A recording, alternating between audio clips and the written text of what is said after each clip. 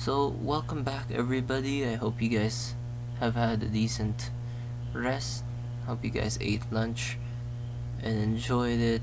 We're still on day 2. We're just doing a little more of the shapes. This time we're watching swatches in his under his art fundamental series, Shapes and Forms. So what we're gonna be doing is we're gonna be watching his video. Well, most of it we already watched on the live stream, but I only decided to start recording now. What we're gonna best for you is to actually watch it as well, either after the video or beforehand, so you have an idea what he's talking about. But right now he's talking about shapes or forms and forms.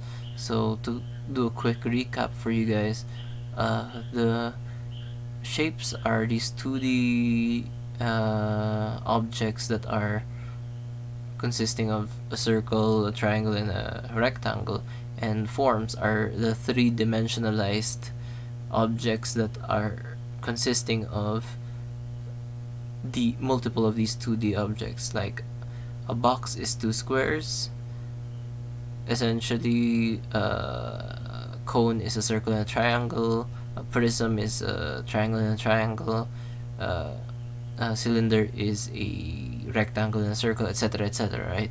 So be sure to watch this art fundamental video from swatches to get an idea where we're at right now. But there is something that we forgot to do from last episode, which is something I'll be listing down now for this episode. Is we forgot to look at pro work the last time we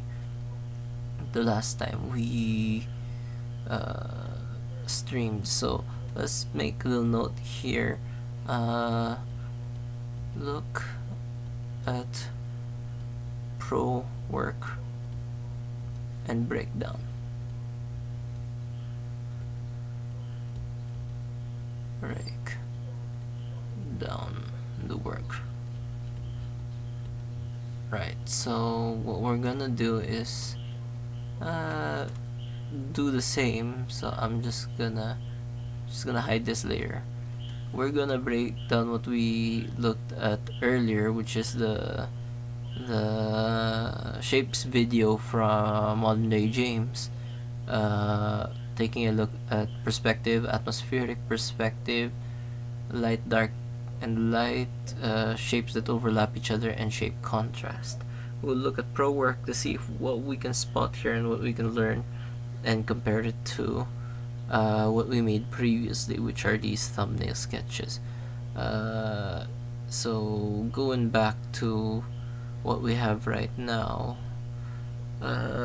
we'll just make a note of that we're going to look at pro work after the course and break it down before we start sketching ourselves, or maybe after our practice sketch for these.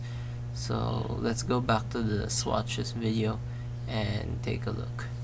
So let me maximize it again for you guys, and let's keep watching. Again, for those of you who are joining in via the recording, be sure to watch this video first. Again, it's Swatches Art Fundamentals video on shapes and forms. Alright, let's go and watch then. Forms such as the sphere, the cube, the cone, and the cylinder. And that's basically only things that these are. I did pick them out for that reason. Let's set this to overlay, or multiply. This monitor, old school monitor here, it's a cube, right? This whole thing is practically a cube. Now it's been modified. It's had some angles cut. That was a cube. This piece is a cube. Even the end cut, essentially a cube hole. Has angled edges, but that's it. The base, cube.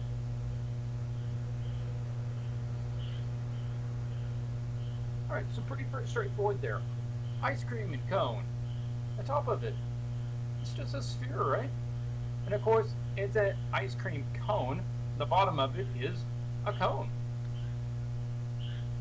Easy enough. What about this?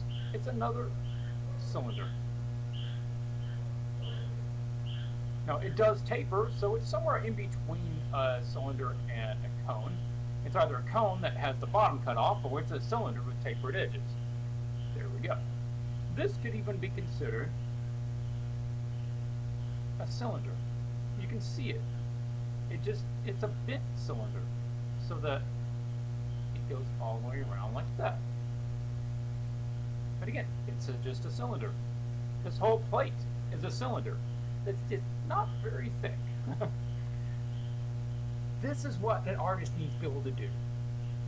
They can look at a complex subject and break it down into the forms. You start by placing in the forms, and then you work the detail on top of that. Let's look at the next example. Something a little more complex. Here's a photo that I took when I was over in Spain. I don't know what this building was, but I thought it was a very nice view, so I took a photo. You look at it and go, oh my gosh, look how much going on. Yeah. But it's also really simple. If you wanted to get the basis of this building down, it wouldn't be that difficult. This whole primary thing is just a big cube. Now, it's not a perfectly even-sided cube, but it is a cube nonetheless. This angle would follow that angle, and that angle would follow this angle. And these towers, they're just cylinders. This tower is a cylinder.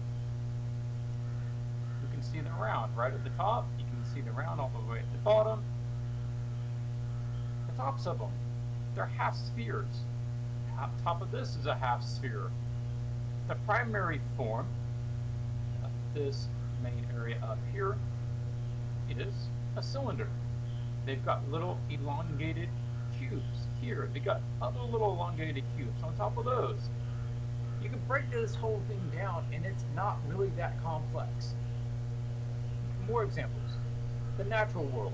Again, trip over to Spain. Obviously, this is a very manicured garden.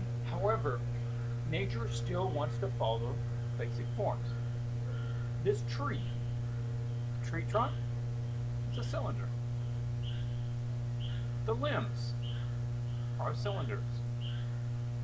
This limb, guess what? It's a cylinder. Not that complex.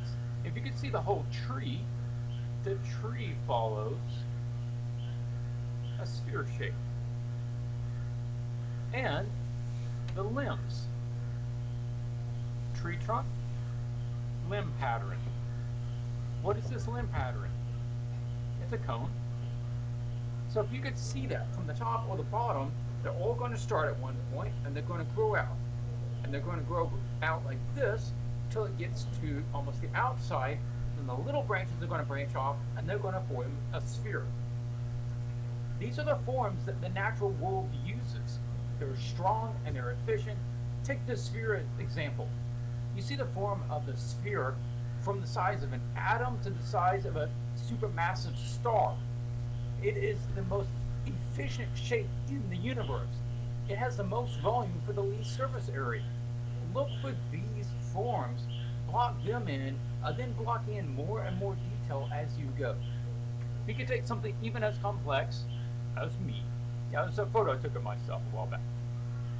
Don't be overwhelmed when you even come to drawing people.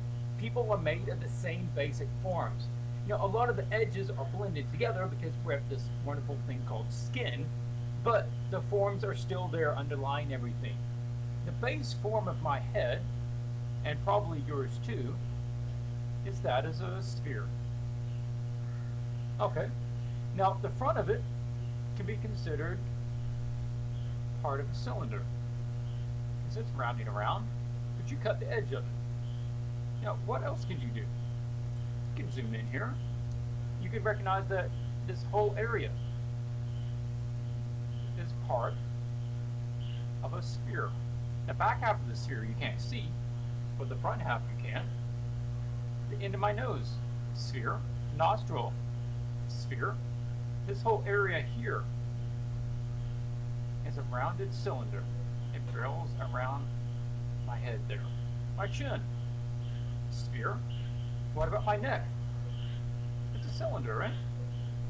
Goes up like that. What about this arm? Right. Cylinder. Sometimes I try to do this when I'm trying to You want to simplify it a lot. break down forms that I don't really Almost. understand or are complex to block out. Here. Sometimes I still get lost in the sauce though, which is why we're back with the fundamentals, learning them But, again. of course, that's not the last step. Once you can recognize them, what do you need to do from here? You've got to understand the forms well enough that you can rotate them and hold them in your head. Because you need to be able to... There's like rotating forms in 3D. You need to draw subjects that you don't have. So maybe we'll make that our practice. Let me just pause it, sorry. I'll bring this back up. Let's do that for practice, right? So let's just make a quick note here. For practice would be rotate forms in 3 dimensions. We'll practice that a bit before we review the professional artwork with both of these. Reference for. A lot of illustrators and concept artists do this.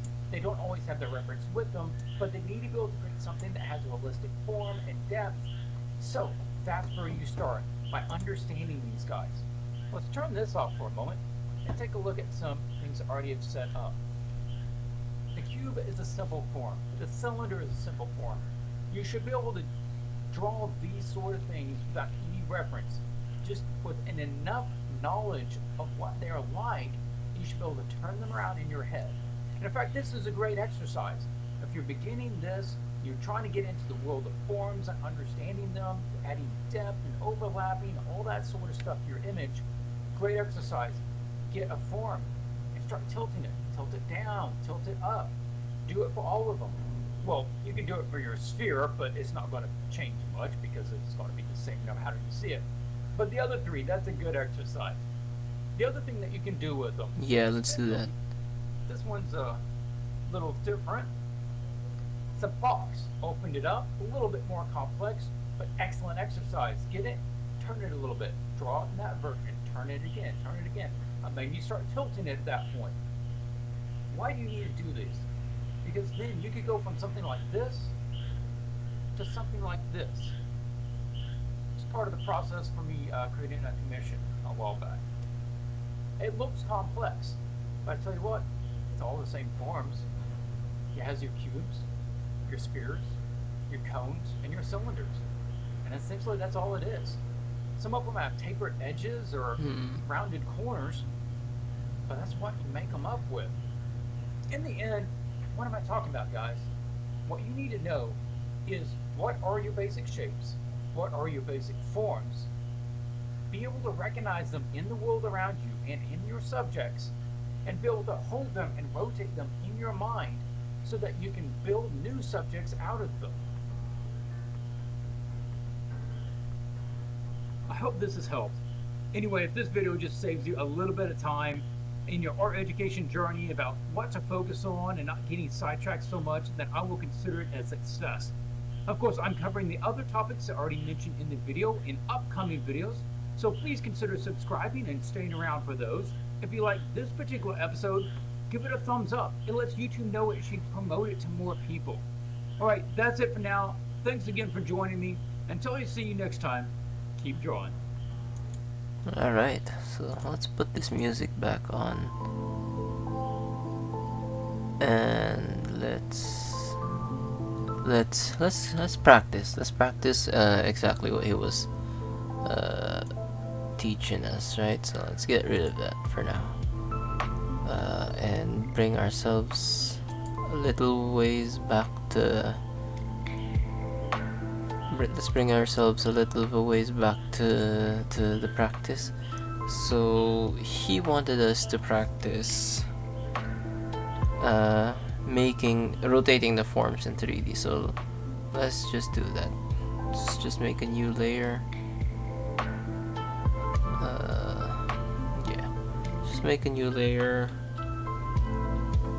Let's select white and white everything out.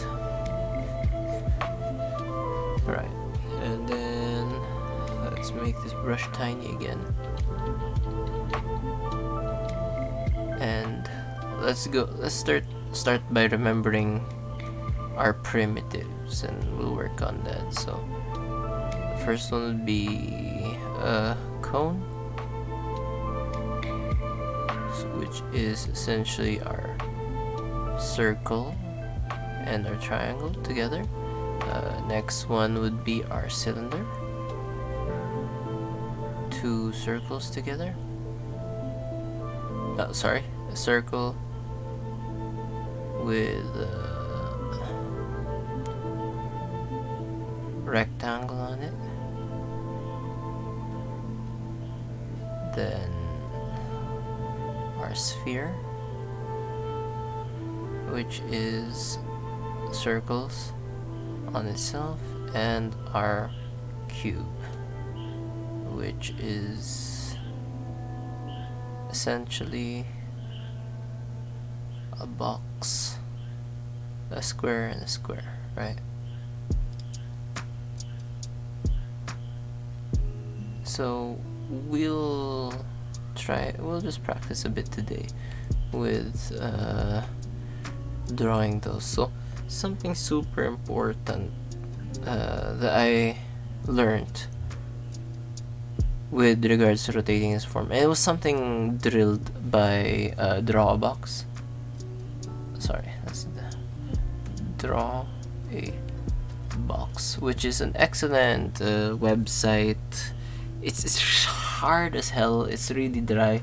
It has you drawing boxes and cylinders and a bunch of other things over and over and again continuously, but it's excellent practice to get a good grasp of these forms. It's incredibly dry and it's incredibly painful to walk through, but it's really decent practice. So far, I think I just completed the 250 box challenge, if I'm not mistaken, and I'm moving into drawing arrows and stuff, but it's something I do practice when we're not streaming like this.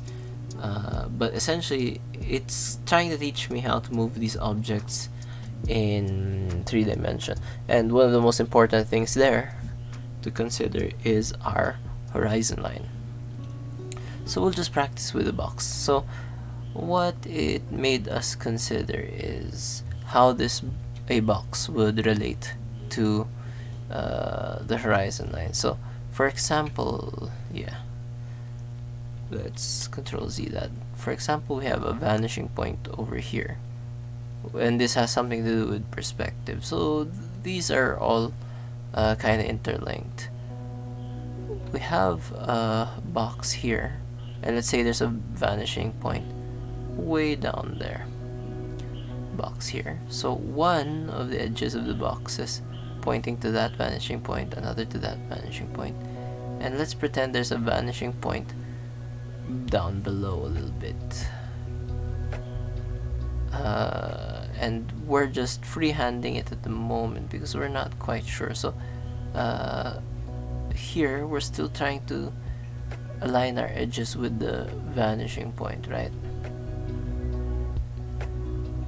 And I'm not doing an exactly perfect job, I'm aware, but you know, eyeballing it is something that we're just gonna have to practice and get good at. And of course, what we also have to do is draw through the box, and so that meant lining up the vanishing point, trying your best to see where the lines in the back will line up to this vanishing point as well.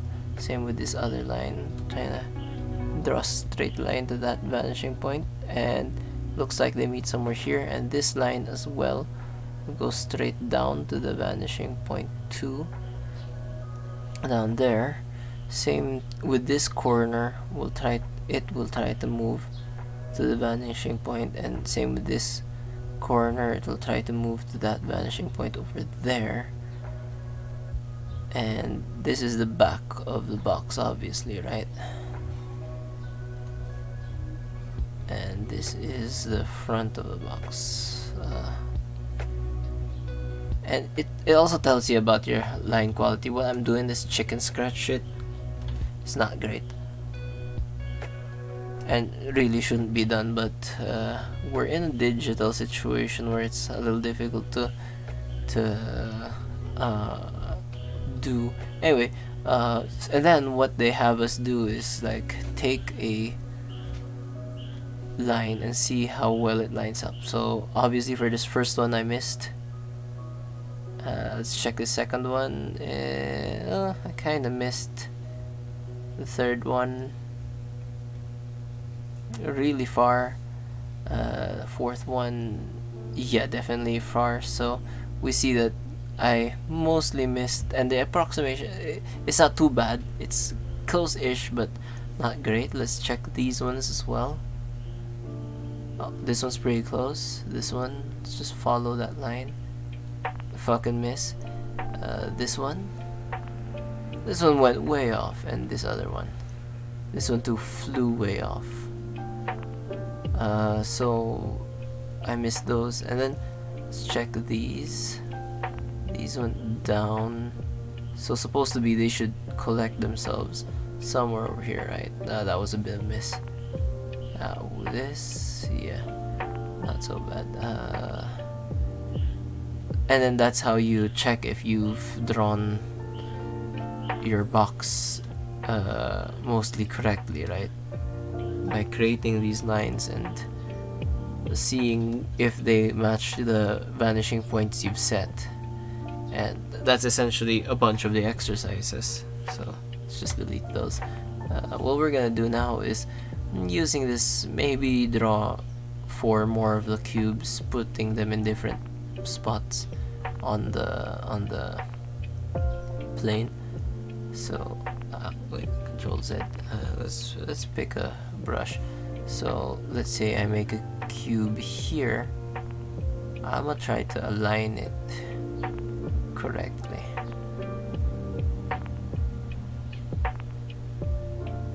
In this rotated fashion, such that it actually does align to my vanishing points, right, that we've set.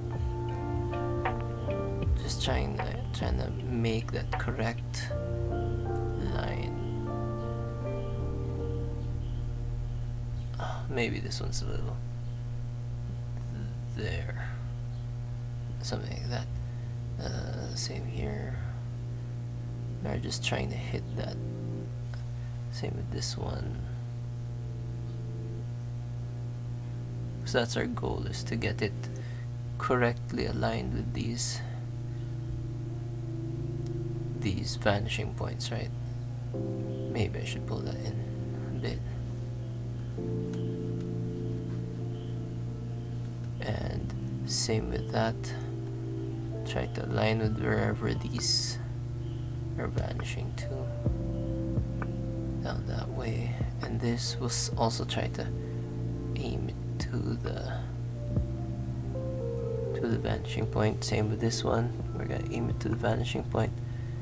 And we'll see what we did, how we did again with the line tool. So this one goes down, this one goes down, this one goes down. So we already know this one missed and it's not in line with the 3.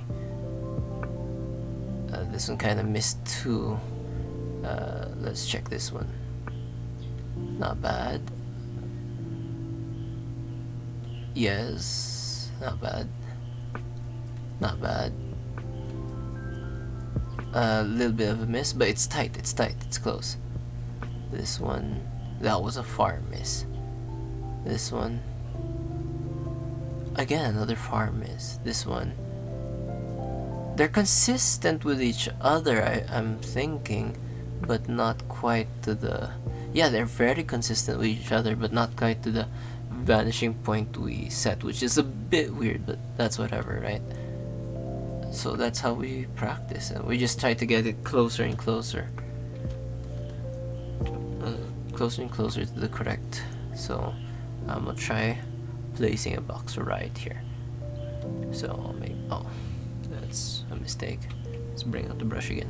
So I'll make my first mark there, and I kind of want to make a second mark to match that there. Third mark.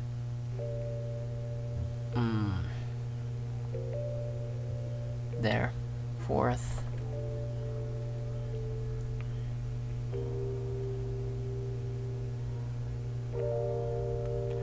And yeah, it's difficult to see, especially if the thing is way out there. Maybe I want to do it from here. Somewhere here, yeah. And let's try to line these down.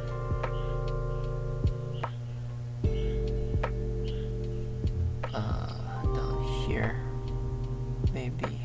So I want these to line at least. So this is gonna look skewed as heck, but that's fine, right?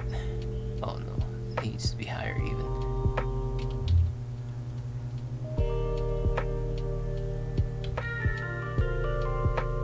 Because we're trying to align with that. And from over here, I'm gonna try to line with that as well. And that's just how the perspective is. It's gonna want to meet, and from this corner I'll try to align it with that, this corner. And for one of the practice exercises, actually, kind of want to align it with this, which is way over there. So I'm thinking this gives me an indicator that I fucked up with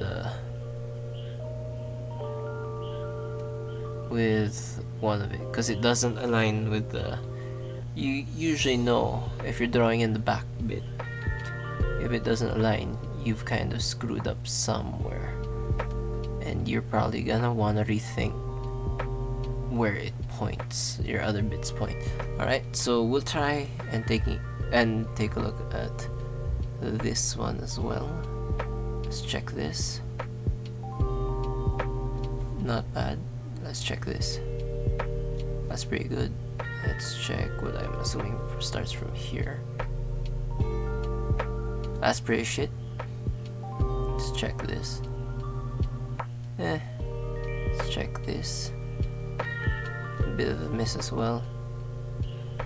And let's be real, it's not easy, but the more it can be practiced, I think. Check this one. Yeah, so our goal is to get these collection of points tighter and tighter. So already I know I fucked up, because this one intersects with this one way before the others would intersect. So all in all, I think our floating box up to the right, while still in perspective, is behaving the best among all three. So let's keep practicing a bit. Let's delete that.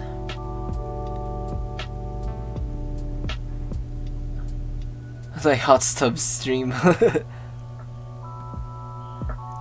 Oh no, not the rice, man. I don't need that. I don't need the fucking rice in my bath again.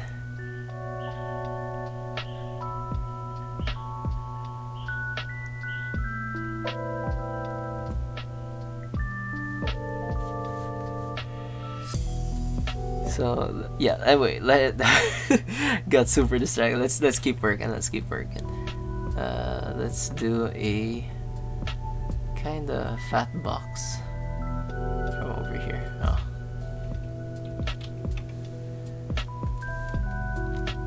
Start from here. Work. Yeah, point it. So the closer the objects get to your vanishing points, the more skewed they're gonna be.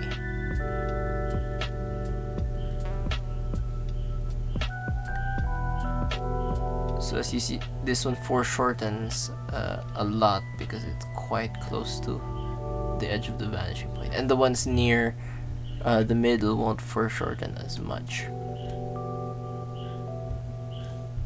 So if I want to draw a straight line, it has to be somewhere here. And we'll do the same, try to draw a straight line, maybe somewhere here.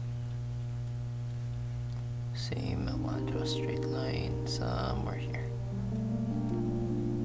And same up here, I want to draw a straight that way.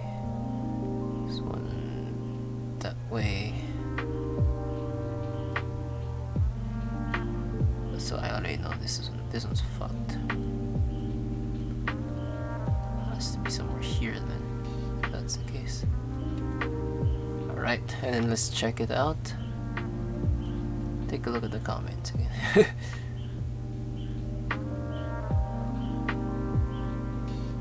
You know what? I'ma draw a hot tub for you with one of the with the cylinder form later. How about that? Or actually, wouldn't it be more of a... Well, we'll see what kind of form it ends up being.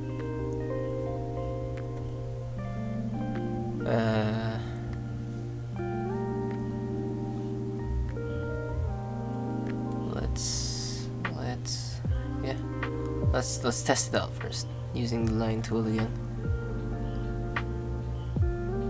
That was a miss.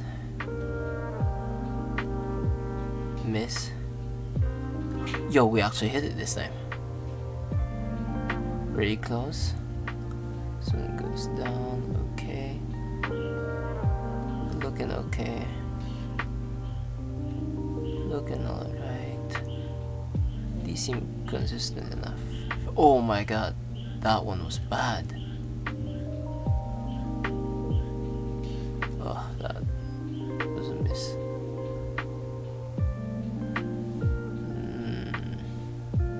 Holy cow, yeah, I fucked that one up. It concentrated here instead of further away. It's still in perspective, don't get me wrong, right? It rests on perspective line. So we can just say, for example, it's rotated slightly, although that would be fucking bullshit. It has... So they have... If buildings rotate slightly, of course they have to follow the same perspective horizon. That's a given. But the distance between the two perspective points also has to be roughly held the same, or else you'll get some so the distance between the two perspective points, they create our lens effects. So if the two perspective points are super close together, super smushed together, they look like some sort of squishy close-up lens that gives you a big fish eye-ish looking image. If the distance between the points are far apart, you get this kind of opened up, more less squished image, more wide angle, not even wide angle, it's hard to explain, more structured image with less wonky effects. It doesn't look distorted. Yun, that's a good term for it. Less distortion for vanishing points that are further away. So as we can see, for most of our images here at least, the vanishing point for the bottom up and down is so far away that it's almost straight, which makes it a 3-point perspective. If it was perfectly straight, it would be 2-point perspective. But since it's practice, we try to make 3-point perspectives. So let's throw these lines away again, and then let's try another one. So okay, Control Z. Let's bring the brush up again. So this is what I want to do. The similar thing to the box on the left, right? So I want it to almost perfectly angles perfectly align.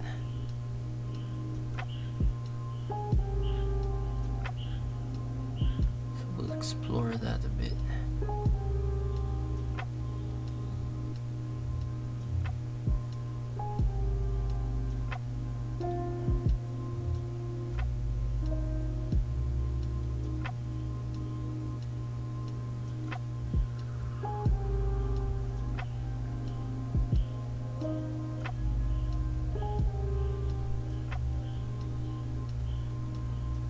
Yeah, wouldn't this be a little strange?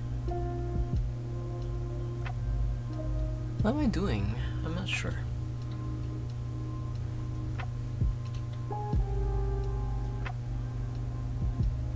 Let's think about this for a bit.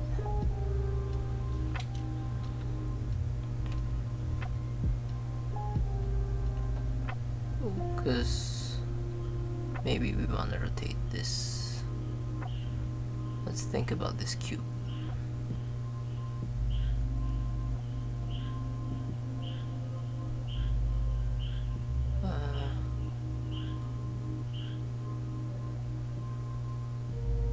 Yeah, let's start from scratch.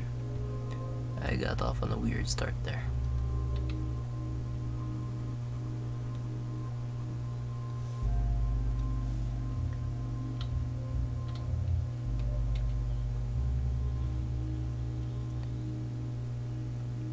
Yeah, so what if the cube is rotated a bit strange?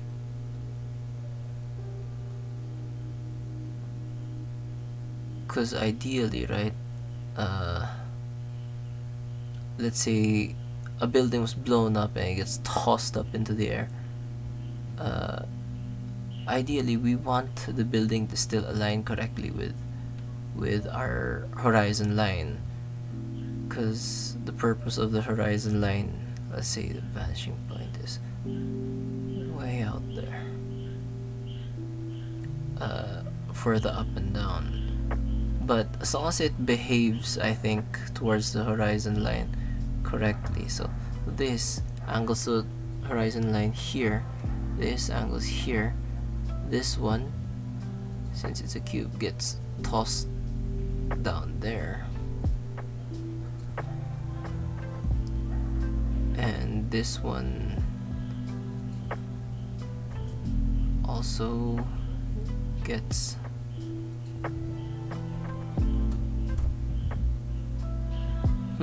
yeah, let's think about this very carefully, because essentially the angle of our cube changed, right?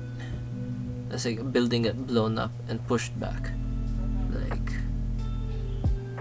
boom, there was an explosion here, and our building got tossed backwards that way. How would this align?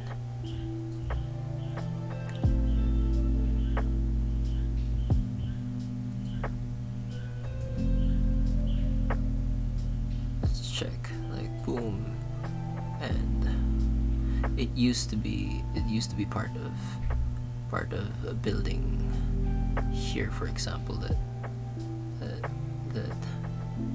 correctly aligns to the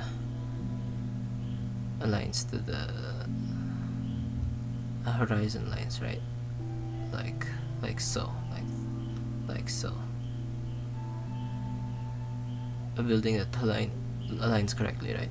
So boom, it gets exploded, it gets tossed off and twisted a bit. How will this align? As long as it follows the horizon, right? They should all meet at the same horizon line. So this one goes straight line. Let me just visualize it, because I'm a little confused myself with this. This one should go out a bit further here, if I'm not mistaken, right? Wait.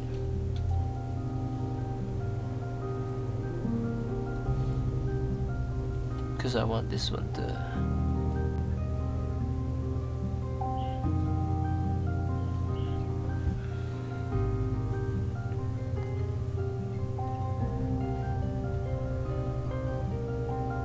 Have I confused myself?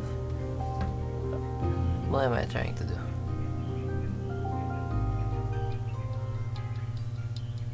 Right, so this top portion of the building all points there.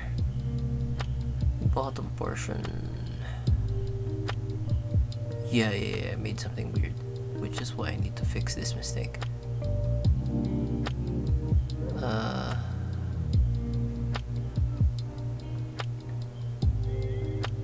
This and this should definitely point at the same thing, right?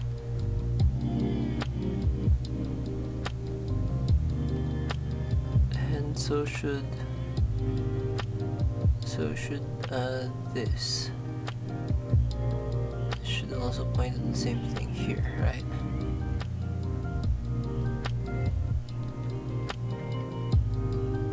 Because all these... That's it though. Drew it further, but it's not pointing. So, like it's a tall building, so it should point at least. Okay, let's just follow this vanish. No, we shouldn't follow vanishing point. I've straight up confused myself. Let's figure this out. That's really so. Oh my god. Oh, I've straight up confused myself. So let's figure this out.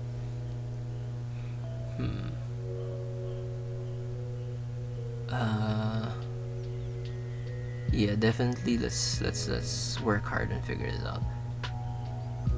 So there's a horizon line here, and let's say we had a perfectly aligned building like we have over here in the middle, and it gets blown up, and the top bit goes flying. So immediately the perspective shifts, but it has to behave in the same manner as it would for the horizon line, right?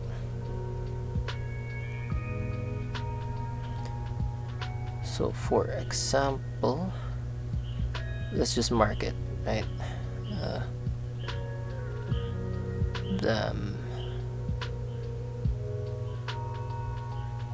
Gets chucked. Okay, so we're drawing the side of the building here, and the long side of the building is... Oh wow, yeah, I'm confusing myself right now.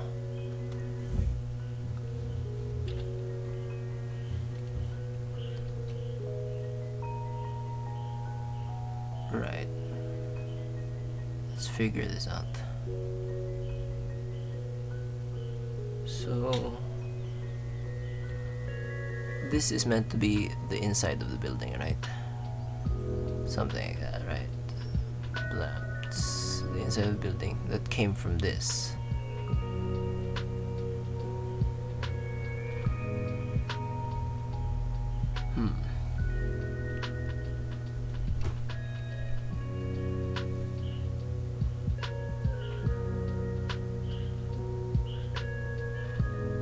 So I think it's correct that these three auto line. So this one, and this one auto line correctly.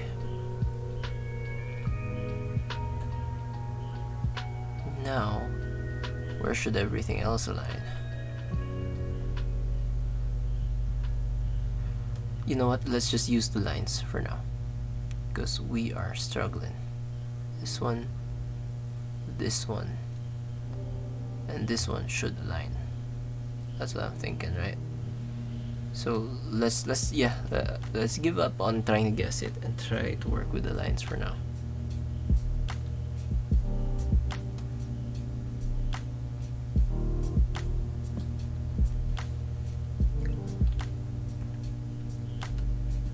That's one, that's two, and that is three.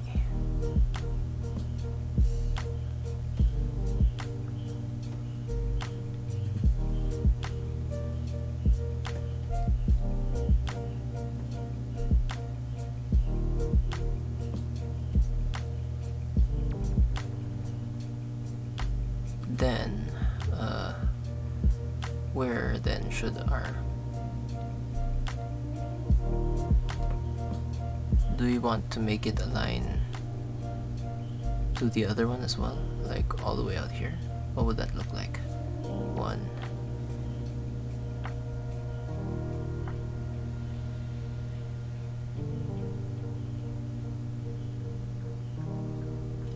Yeah, what would that look like?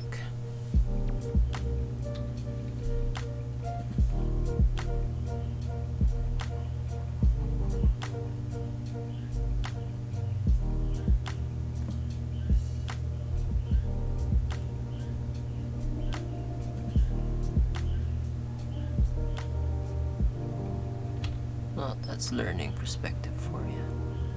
Something like that. Blam.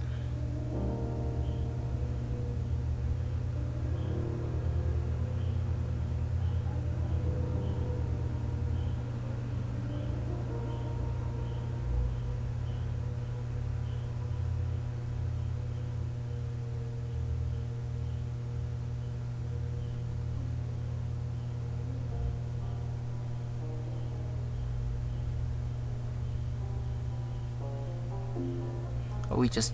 what is going on? But we shifted everything.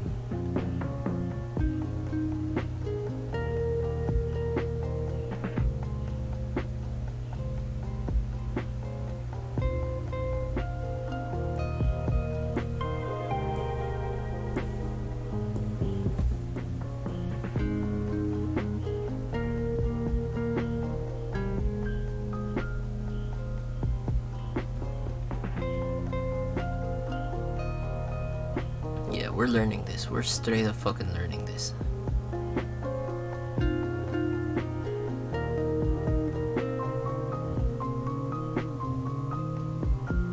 Just makes a line there, there. So it has to make a line up here.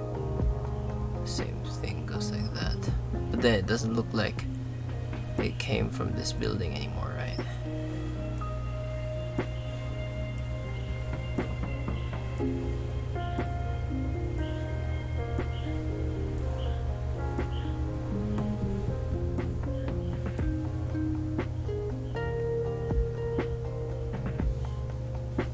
Let's take another line from this vanishing point.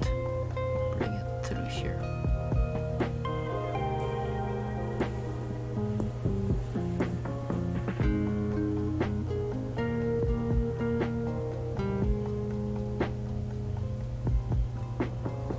Just to make sure we understand how this thing works, right?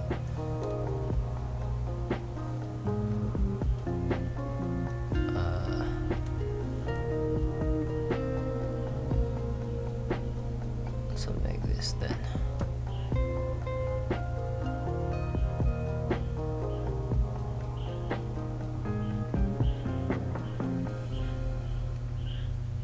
Let's bring the brush up again. So yeah, now it kinda seems like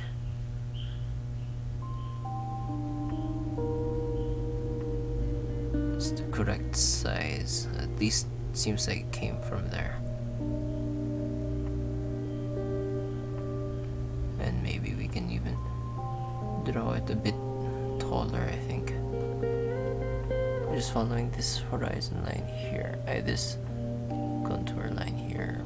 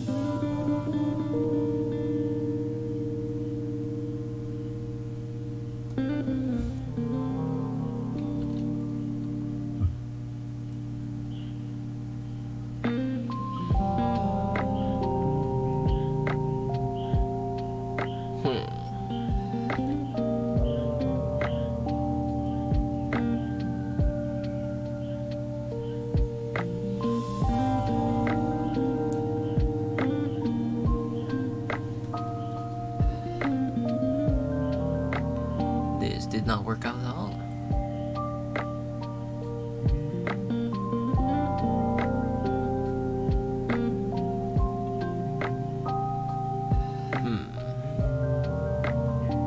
So let's figure out a reason why this whole thing didn't work out.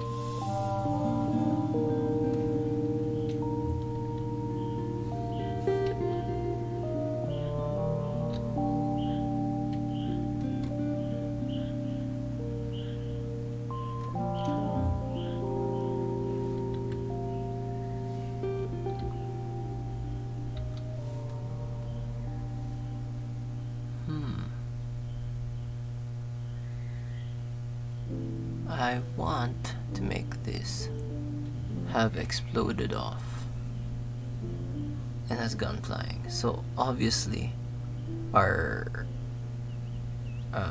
vanishing point from up and down has changed.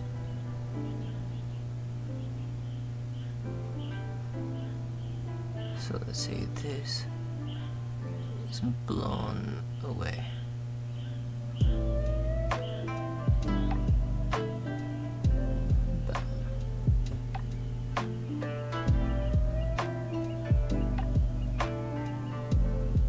Blown into it.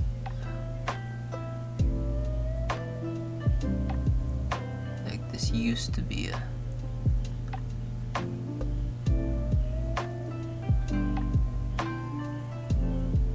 Is that correct? Should it follow this line? Let's pretend it should.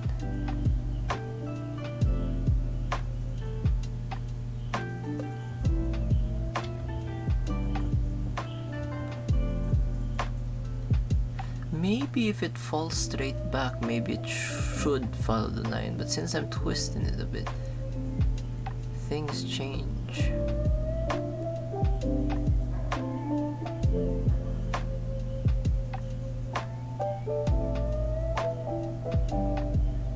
Yeah, maybe since I'm twisting it a bit, we can have it, yeah. So let's draw another where it follows this vanishing point I just placed down. Right.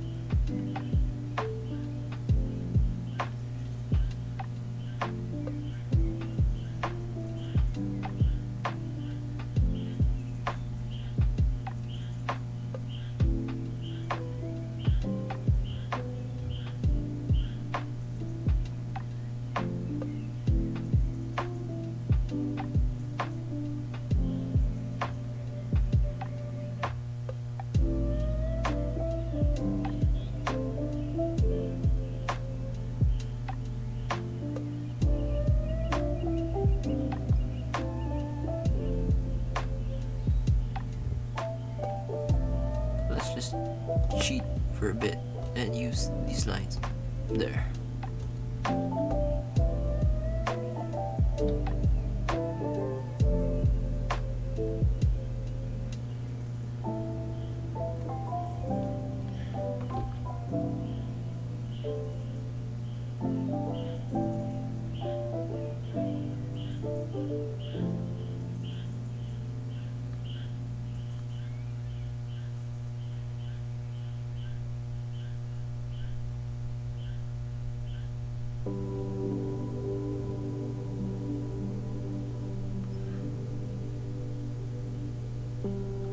That is so not clean.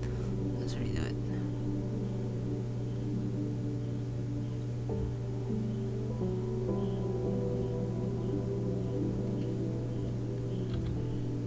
Because one edge 1 2. Let's force this edge to a 9. Let's cheat, because we're trying to learn this form. And this edge will also line there. Good. And this back edge.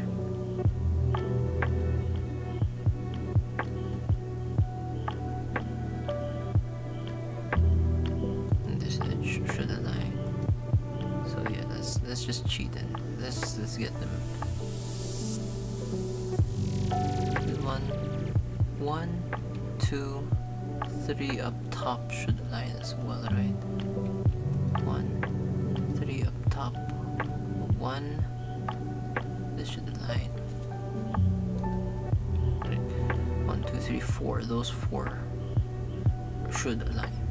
So let's just draw them in correctly.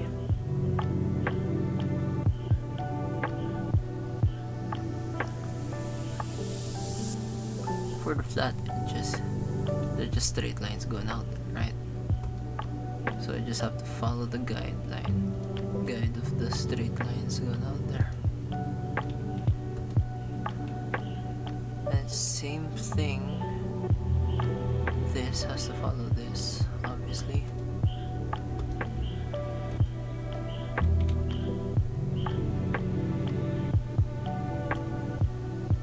See, now we see the problem. Why it was looking a bit odd. This wasn't aligned. So we'll just get a razor and clean that out.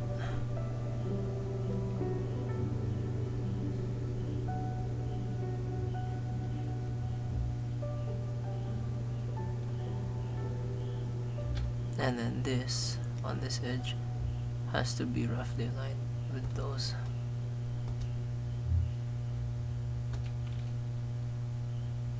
So this is the point where it stops. So this is the corner.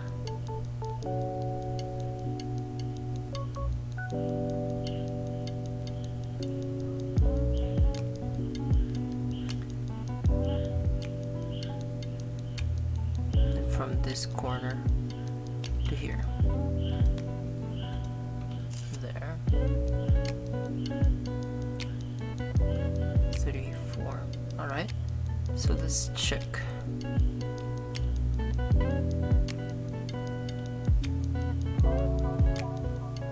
And of course, this corner has to be aligned with this straight line.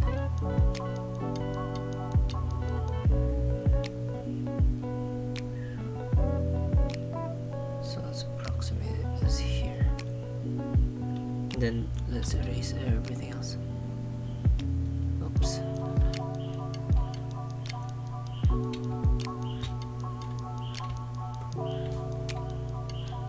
Just figuring out how this works.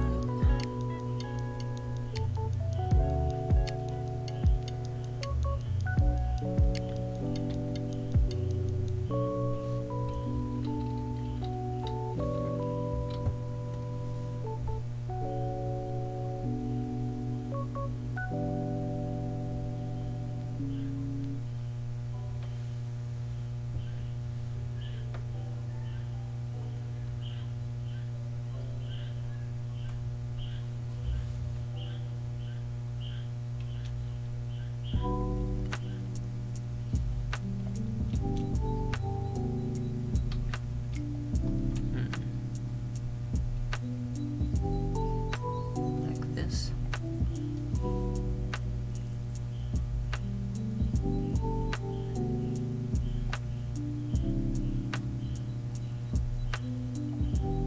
Yeah, I guess you could say it looks slightly more. Maybe that line kind of looks shit. Let's actually straighten it out.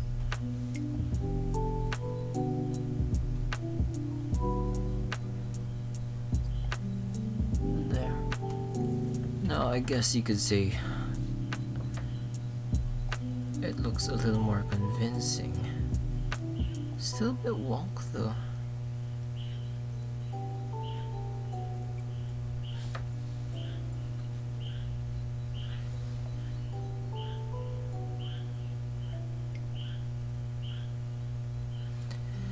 Yeah, maybe because it really shouldn't.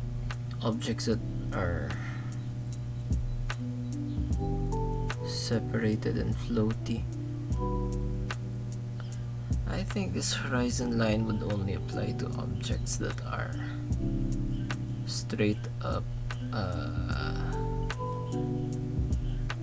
Yeah, I think this horizon line only applies to objects that are connected to the horizon in some way or form, and even if they rotate away, yeah, the moment that they do rotate, because these all follow the same pattern, but if it rotates, it points its own horizon line and shifts it. So drawing it like this was not correct, obviously.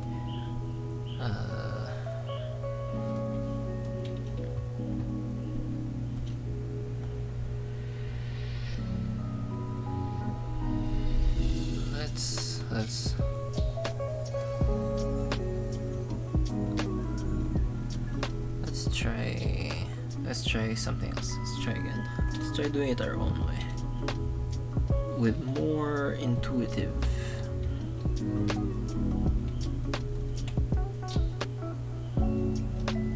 And let's get rid of all this clutter and all these lines,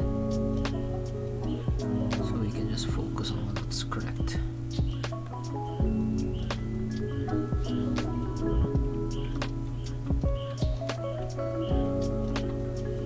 So the premise is building exploded. It used to be a building. It looks yeah. Premise is building exploded. Like this. This used to be the building, right?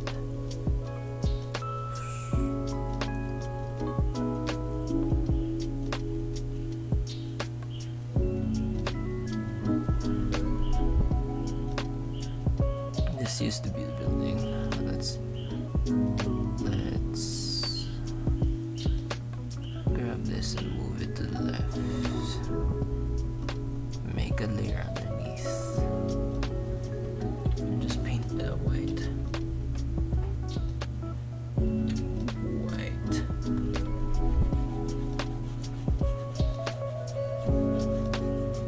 Okay, so let's go back to black. Bring this down.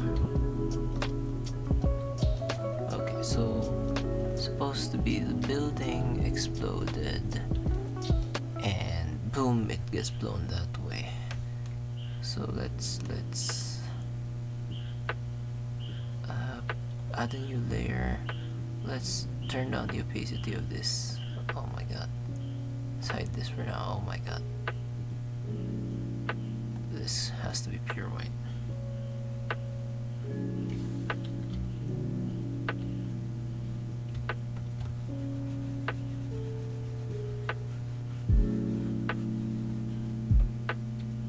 Okay, new layer. Right. Black building exploded. Now, it's flying in the air. This got pushed back.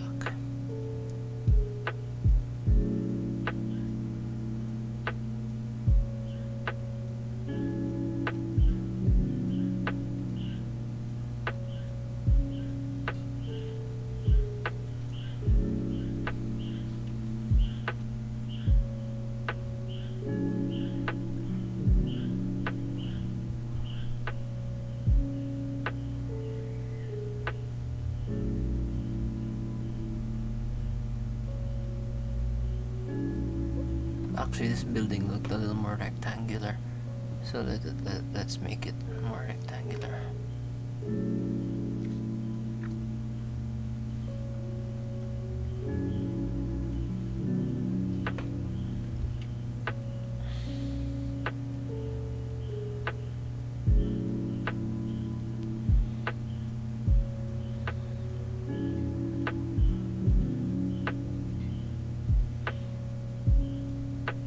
Yeah, let's angle it up.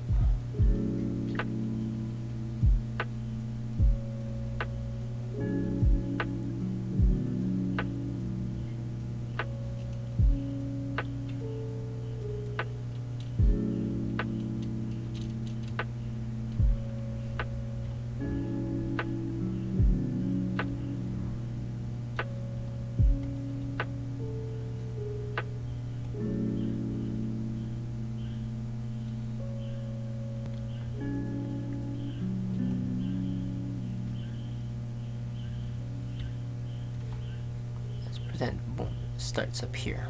It's angled that way. Blam.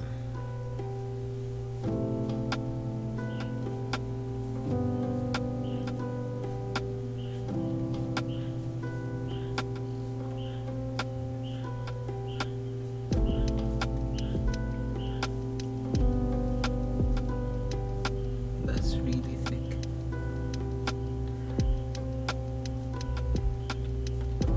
Just clean this all up. Clean that up too.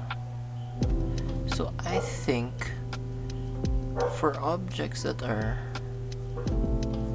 for objects that are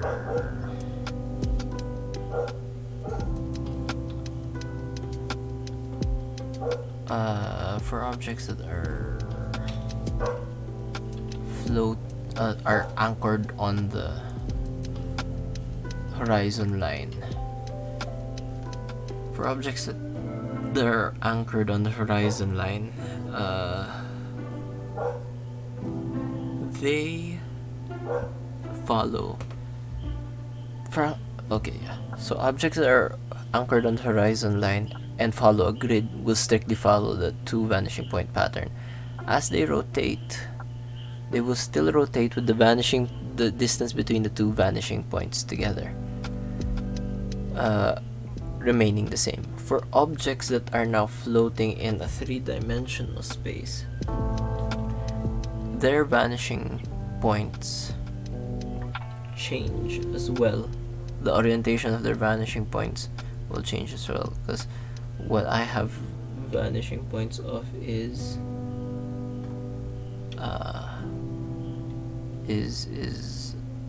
down here.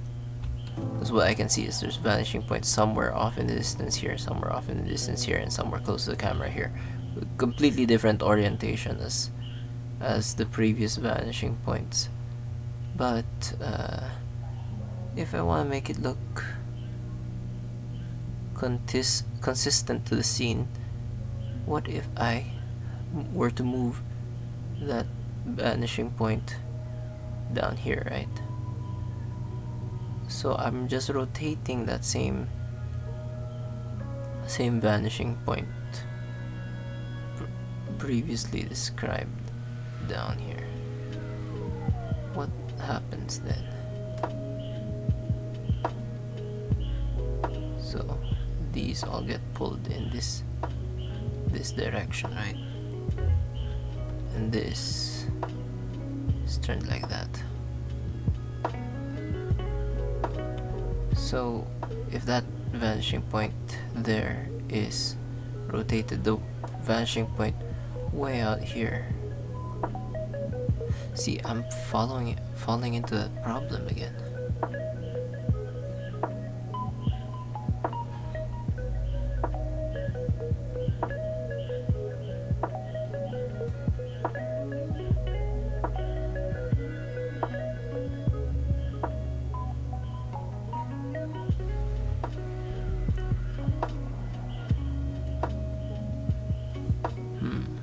It's actually taking some brain power.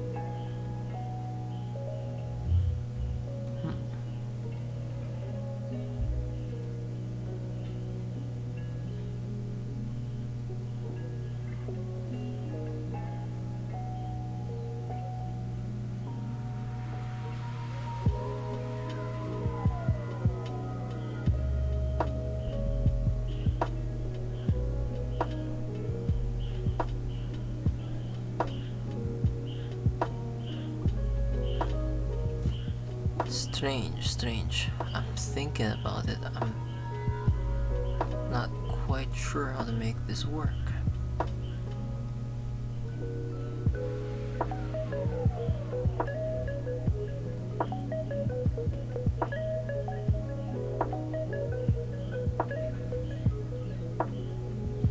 Because if this falls it'll look something like that, right? Like completely flat on its edge. These vanishing points, I'll follow that edge.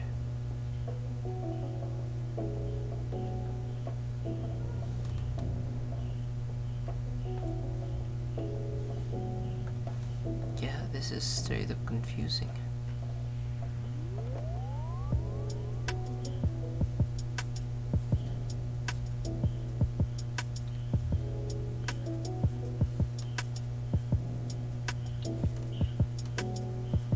Let's try again from scratch, I guess. Nothing we can do.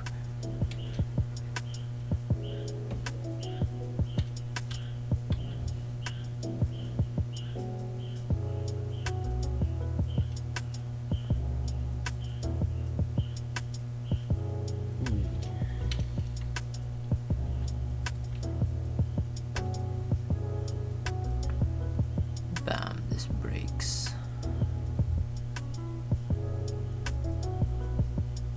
And this is supposed to rotate.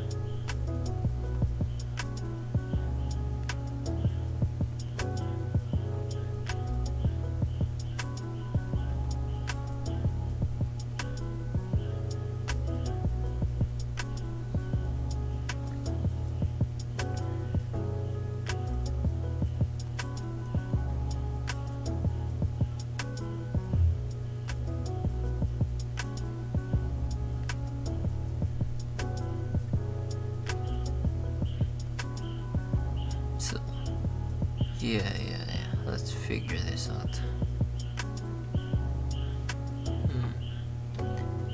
I'm struggling here.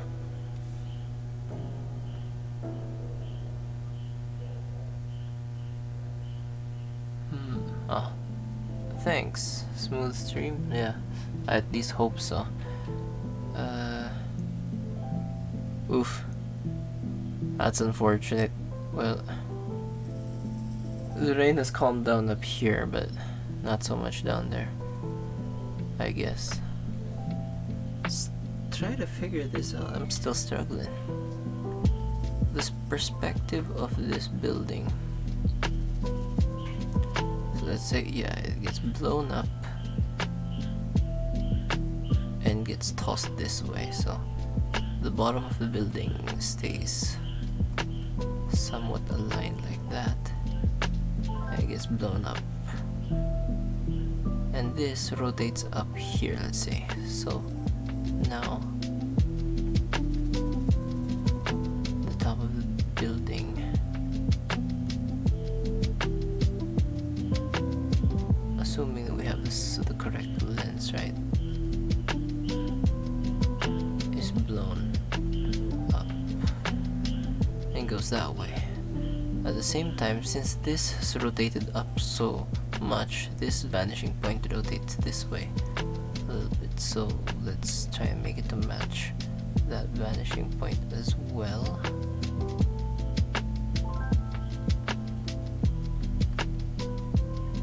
Maybe that was a bit shorter. It's supposed to be something like this.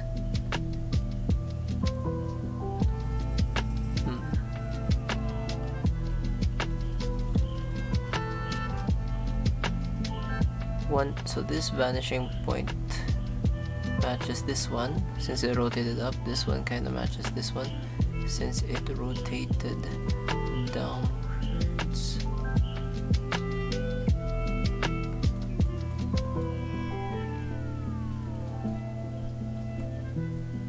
And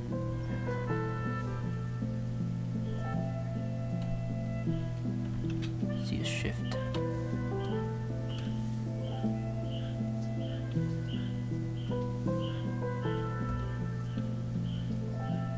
Yeah,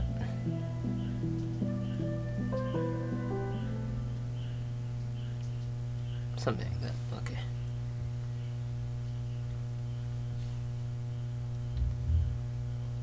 Rotated this way and this way, right? Okay.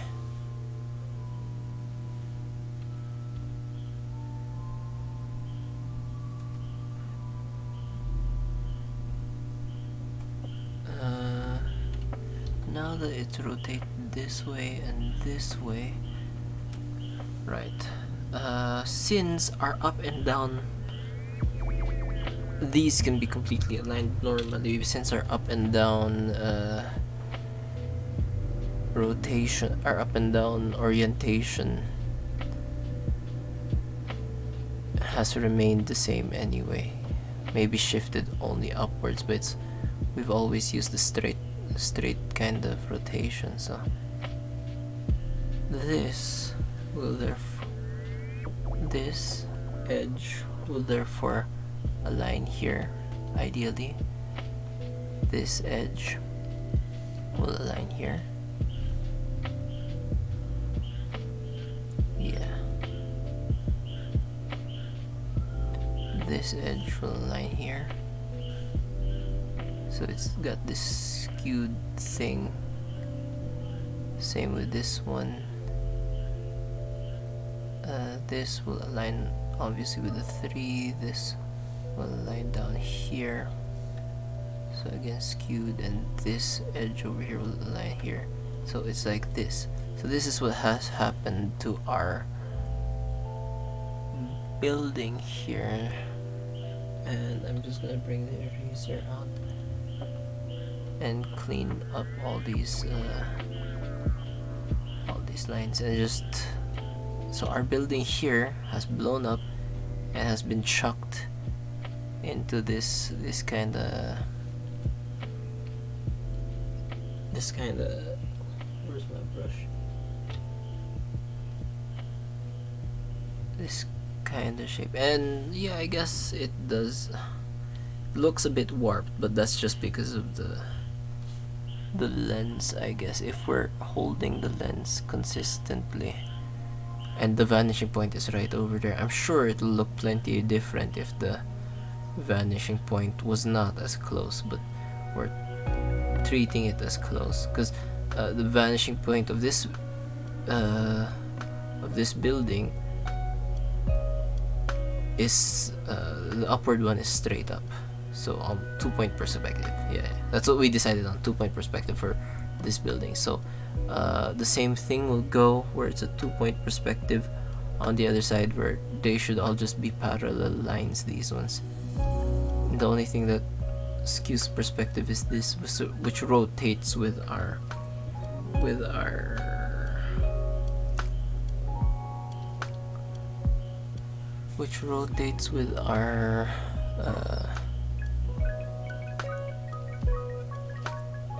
rotation of the object.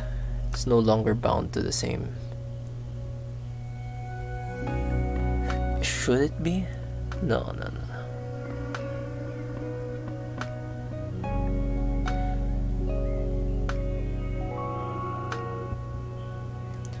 Man, this is quite confusing. I'm actually gonna have to read up on it nearly every day. Yeah, that's what sucks about the rainy season as well. You can't bike, you can't go out. The gym is just inaccessible. Like even if, let's say, the gym is covered right on the inside, just walking to the gym and knowing your shoes are probably gonna get fucking wet, it's just so uncomfortable.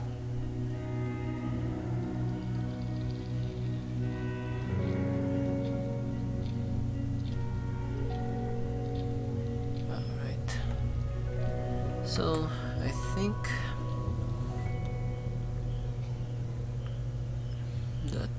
I think this should be okay. Somewhat consistent. I'm definitely gonna have to research into this further, right? These objects have to move in a 3D space.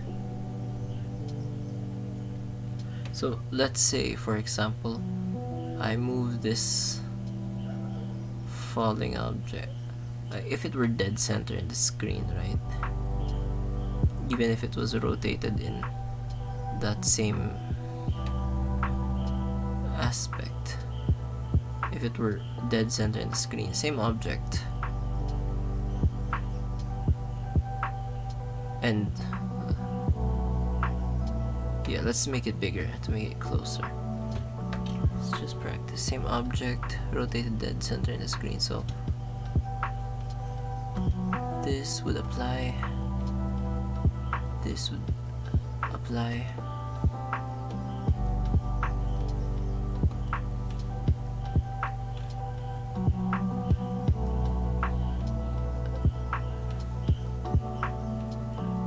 Just bringing the object to the center of the screen.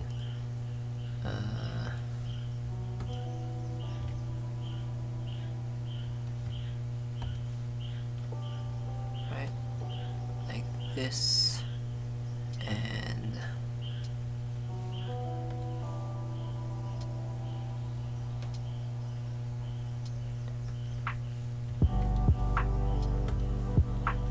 so something like this.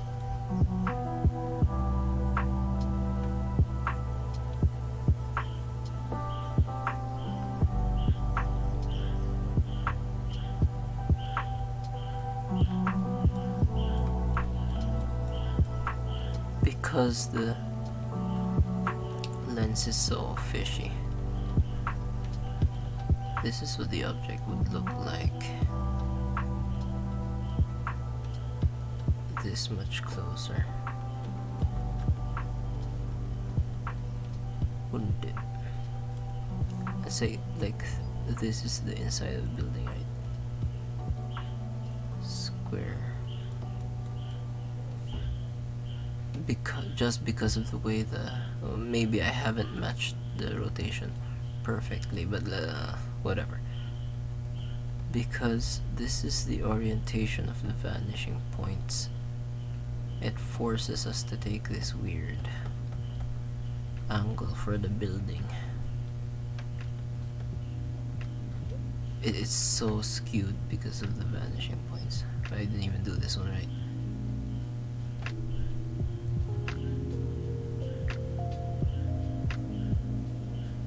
And the normal, what would it be?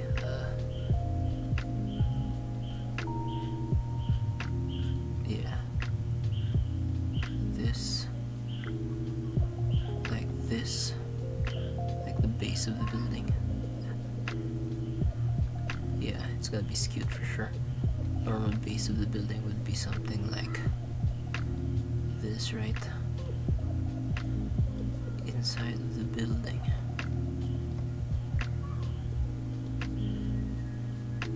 If we follow strict 2-point perspective, at least we're gonna be straight, so the base of the building is chopped off. The perspective should be correct in such a manner.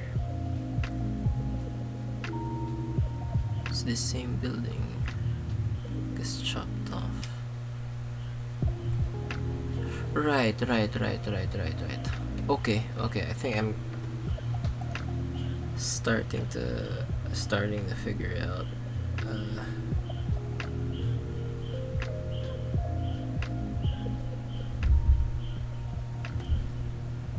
But instead of aligning there, it should align over here.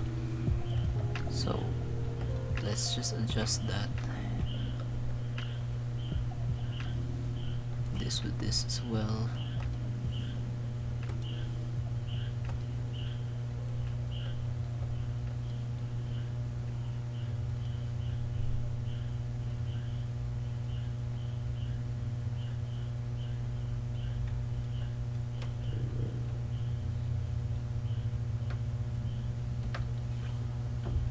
Alright, I think I'm starting to get an inkling of something at least.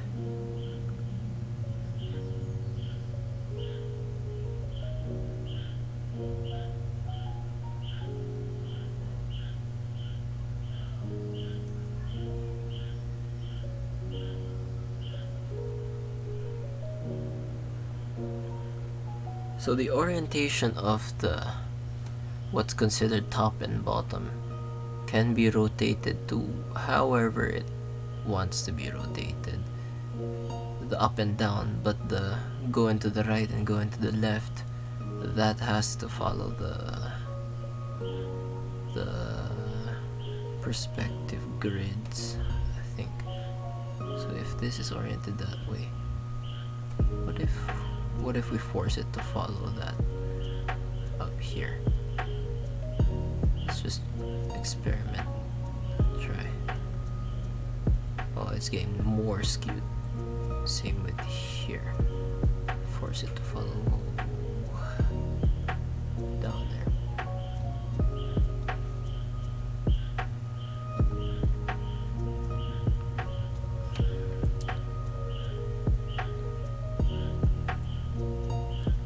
Oops.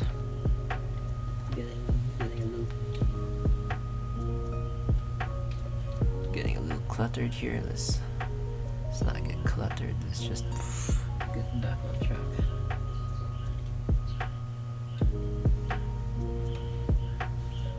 Let's just cheat.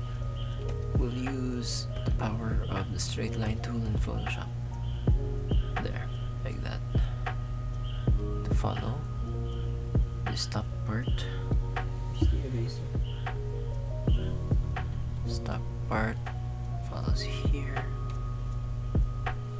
Just trying that out.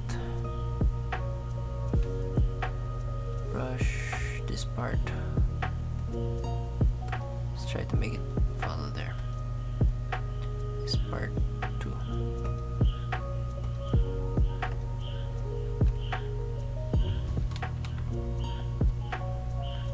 Right. So down here's like that. Up here's like that. Go back to the brush. Let's give it a shot. Straight line. Up here. Down there. Let's go to the eraser. Erase it over. Same thing with this one.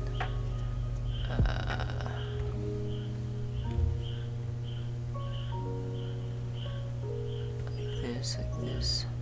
Same with that one, like that, like that. Right. This one. This to here. Here to here. Let's just draw that. Go back to the eraser. Go in here. And yeah. So is that correct? Let's say the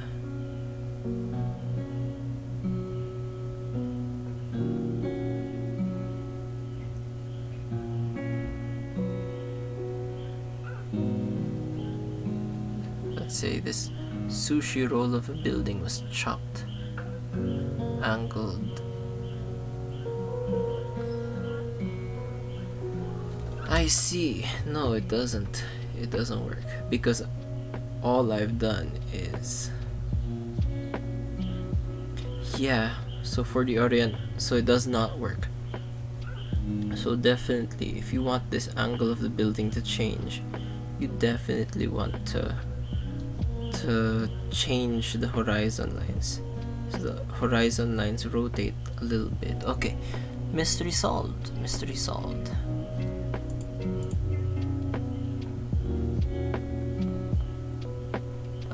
Gym, gyms are still restricted, at least if I'm not mistaken, 50% capacity. For the one wheel commute, I've been doing okay so far. When it's rainy, I put on a raincoat and I'm pretty much safe. But when it's dry, no problems whatsoever. Haven't had any accidents involving any vehicles. I did slip up a couple of times, like turning on a wet leaf really fucks me up. I've fallen once with that, but otherwise it's a speedy and comfortable and enjoyable commute. It's definitely a highlight of my day if ever I do commute with the one wheel.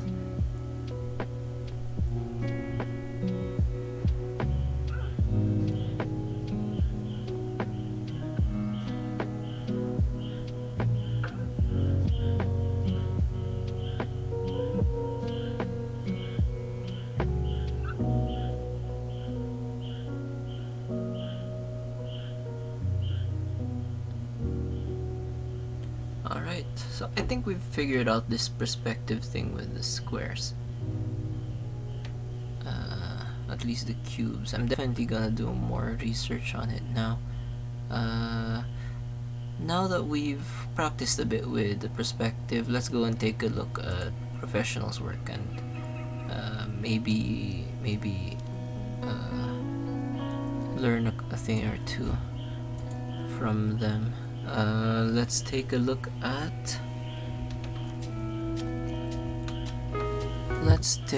ArtStation.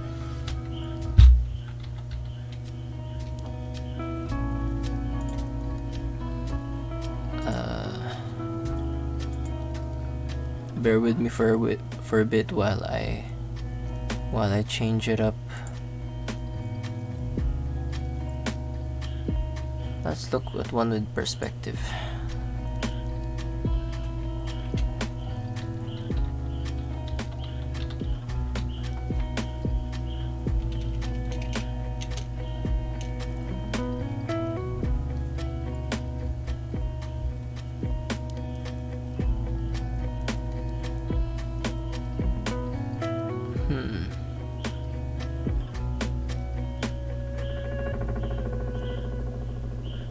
I'm trying to look for one that is addressing the specific problems we were having with a cube rotated in space.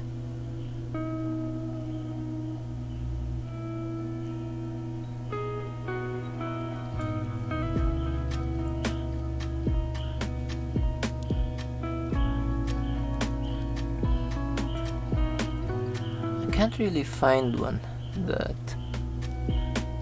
deals with our specific problem. A little odd, but of course what we were trying to do was a little unique.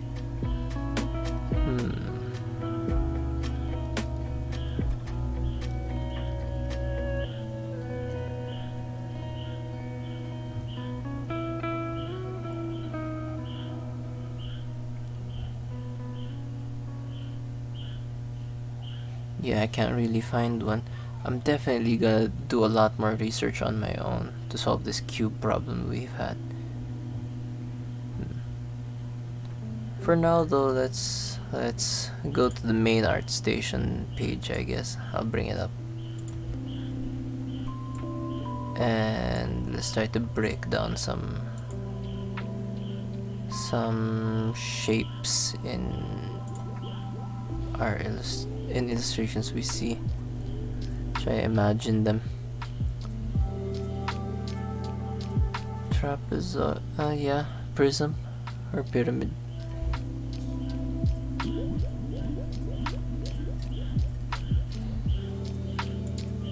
Let's take a look at maybe something landscapey to break down.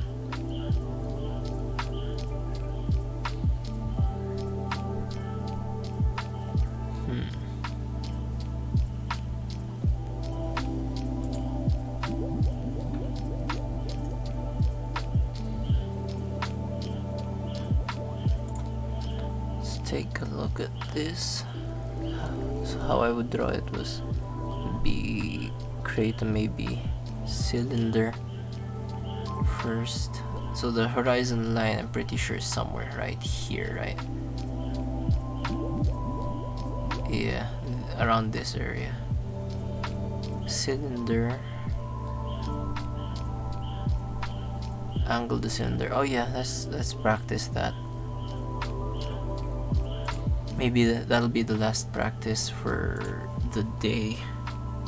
I'll try to draw the cylinders in perfect perspective, because I know there's a right way to do it. Let's try to do it.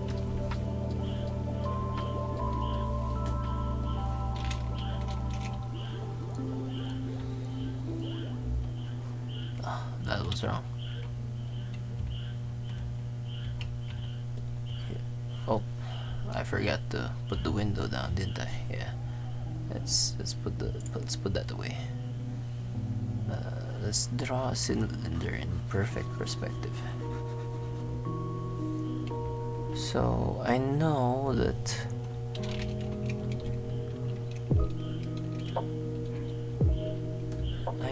that I'm supposed to... Let's do it 1 point so it doesn't go crazy. Create a horizon line like this. And let's say I want to make a big old cylinder here. Let's say the vanishing point is there. I want to make a big old cylinder. So 1, same thing, 2.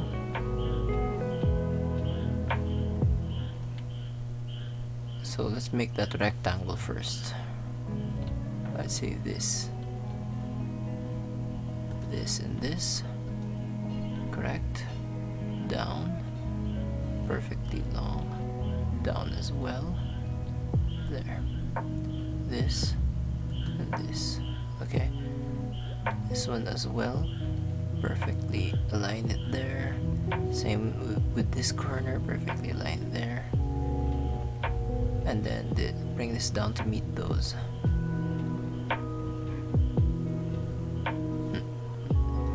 Line there.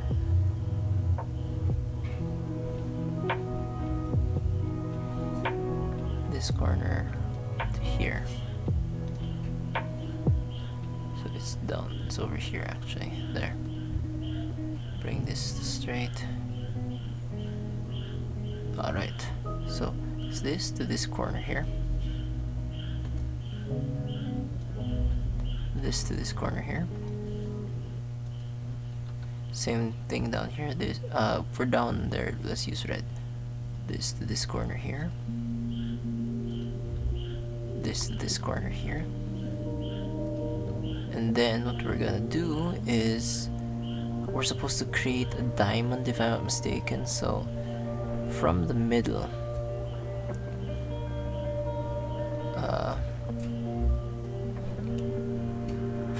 I'm going to draw a perfect line across and up and down. Oh, actually it should be to perspective. So let's Control Z that.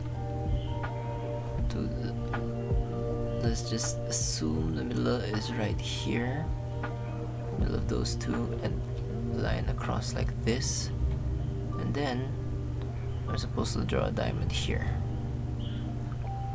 From here to here, from this corner to this corner, from this corner to the edge over there, this edge to over here, and then in between here and the far edge I'm supposed to make a mark here.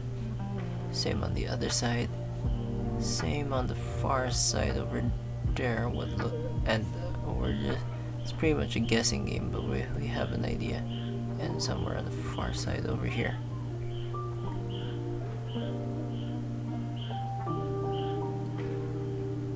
And then and then that's when we start making the circle. It's supposed to be right.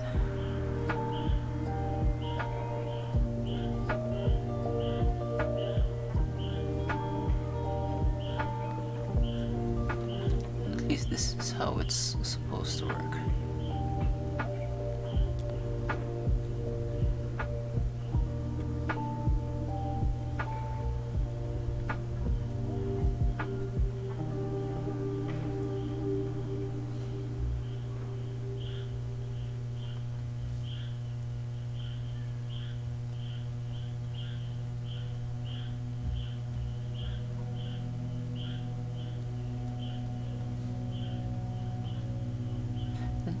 For some reason this looks fucking janky. I don't know why. It's supposed to go straight down from this point as well, I think. Down here. Down here. Down there. Down there. This edge should be over here as well. Edge over here would be over here, and this edge would be over here.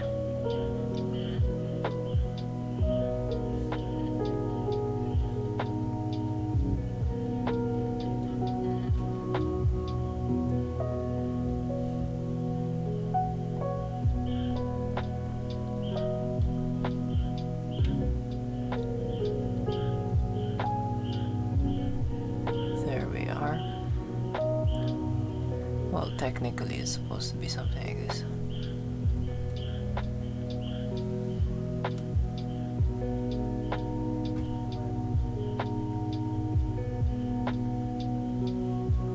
Maybe because I put it in such a weird perspective, but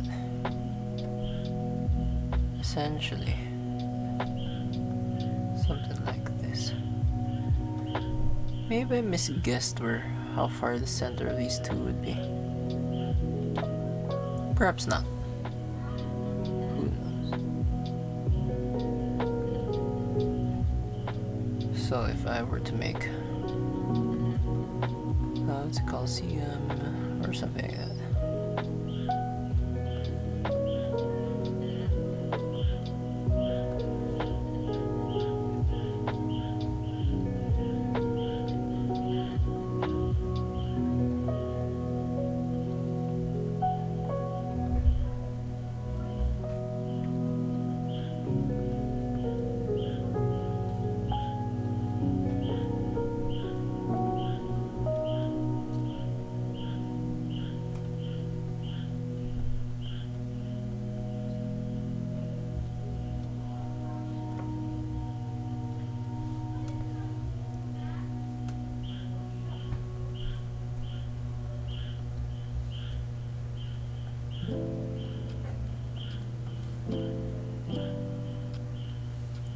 Strange. I'm definitely gonna need to watch more videos on this. Something just ain't coming out right. So it's supposed to be on these points. It's supposed to be on this point, the edge over here, the edge over here, far edge here, far edge here, edge over here, and this point, and that's supposed to make the ring.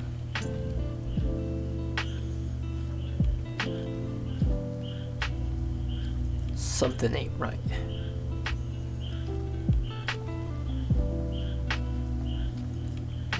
So that's how to draw it in perspective supposed to be.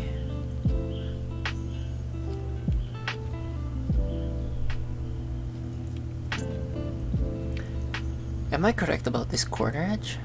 I'm not sure. Let's look for a tutorial.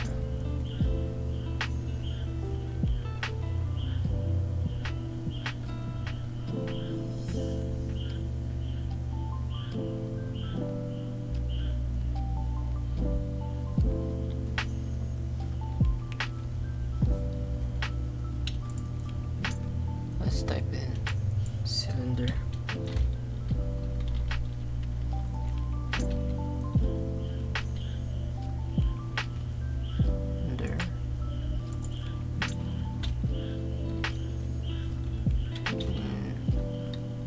Perspective.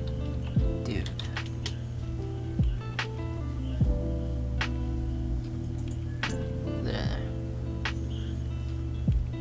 Let's chill with the music and watch this.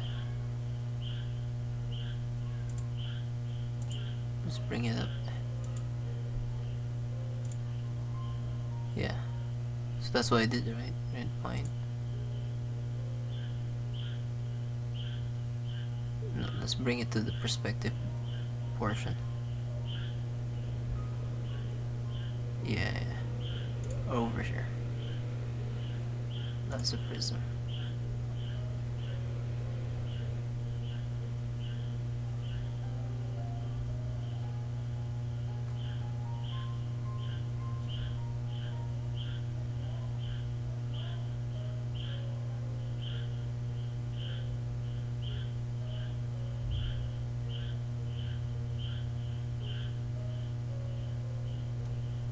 What?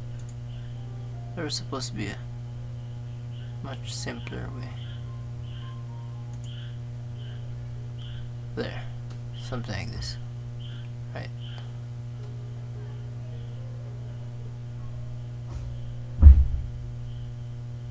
She's making the grid. How about the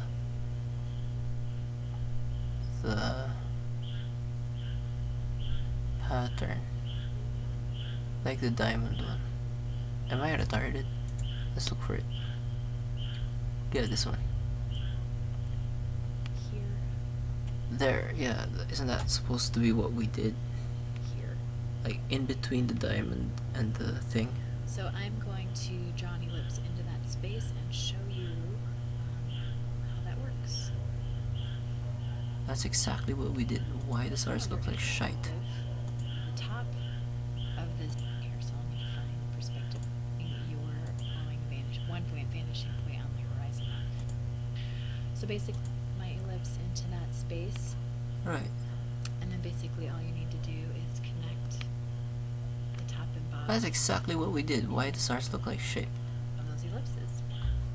You can see the top curve of this cylinder is more flattened, it's more foreshortened than the bottom curve, it's much more exaggerated. If I take out the guidelines, you can see that cylinder in perspective. Now this would be what I would call a can orientation. You can also do a wheel orientation, which would have the ellipse on the side of the rectangular prism. So if you were to build that here, kind of just decide how big you want it to be. Like so. So then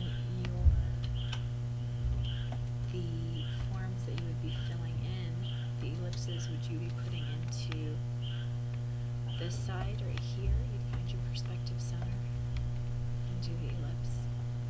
And this side, you find your perspective center and your crosshairs into the ellipse. So using the same method, I found the crosshairs. First I started with perspective center X, crosshairs here, then I drew in the diamonds. And you can see the wheel distorts the ellipse a lot more. In this case, it's kind of close to What? a vertical line that's associated with the vanishing point. It's going to get more and more narrow. Yeah, let's stop and take a look. It exists on that 50% mark on between the diamond and the pointy bit, right? Looking back at ours,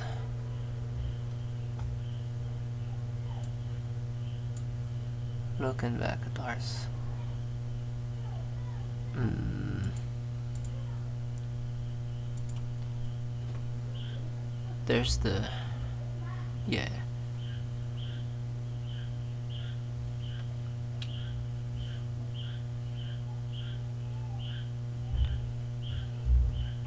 there's there's a pointy bit, and our diamond was from here to here. Did we just make a mistake in placing the marks? Here to here, here to here,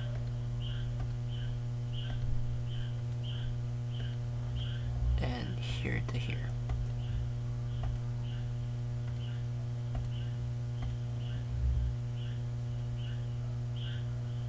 And right in the 50% spot between, yeah, I think between this point and this point.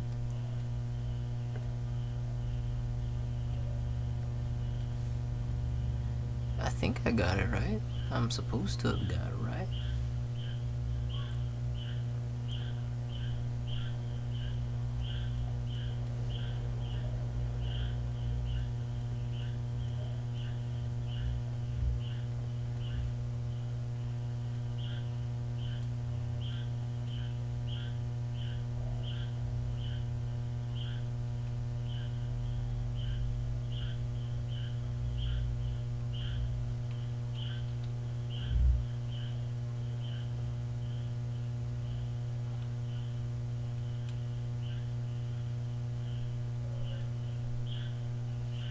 Halfway point between here and here, right?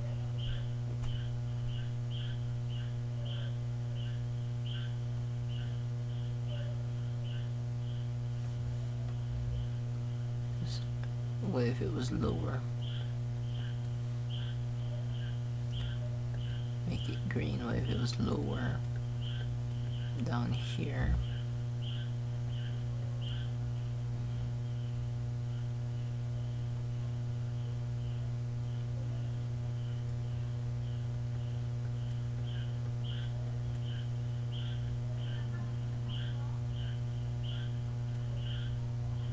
The green looks better. Maybe I'm being fooled by my eyes.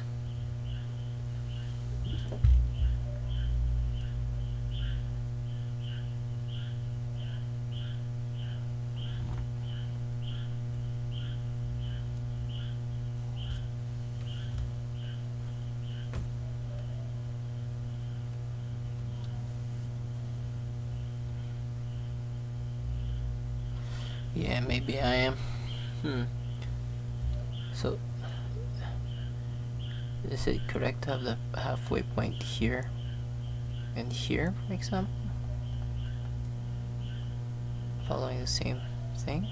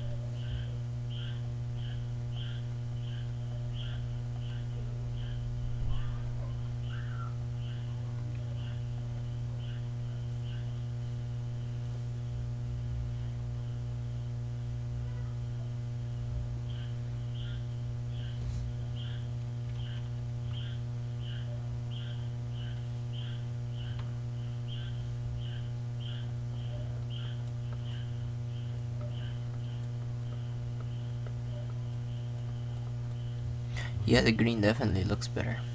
So I did trick my eyes a little bit. I put it too close. Has to be.